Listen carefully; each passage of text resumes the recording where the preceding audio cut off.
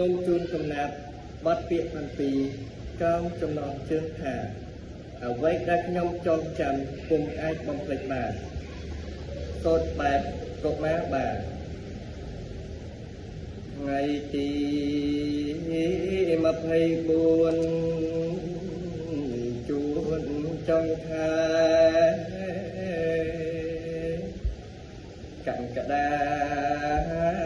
នៃខែកាលឆ្នាំមុនសៀមផ្ដើមសង្គ្រាមបាញ់ឆក់ខ្លាំងរាសាទតំបន់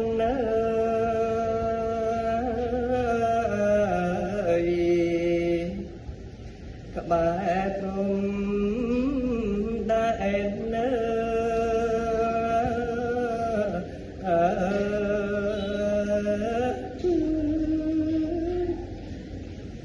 ខ្ញុំសែនសណោះ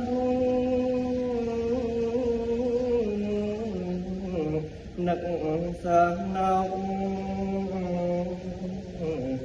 កាលនោះលឺមកពីព្រំដែន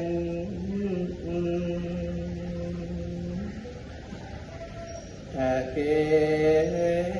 ឆ្លៀនពីខ្ញុំចាំបែកទូងខ្ញុំអើអងណែន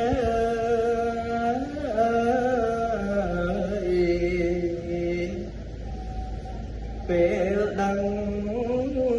ថា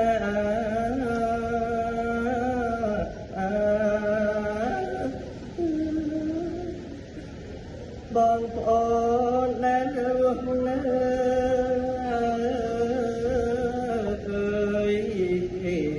នៅជាដែនពិសេសក្មេងជាកុមារត្រូវឃ្លាតផ្ទាំងចាក់សាលាខានបានសិក្សា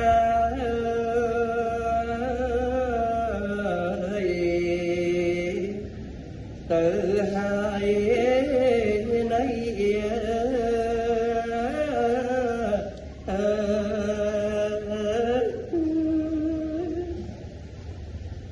ចំណែក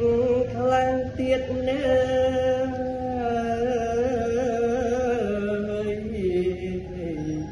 ឃ្លាតបងប្អូនចាងប្រ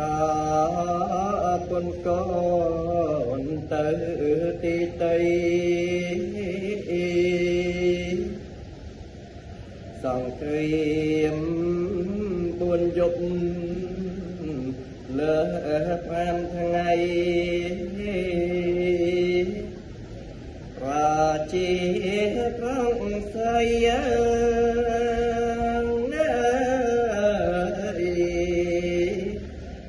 សែនវេទនា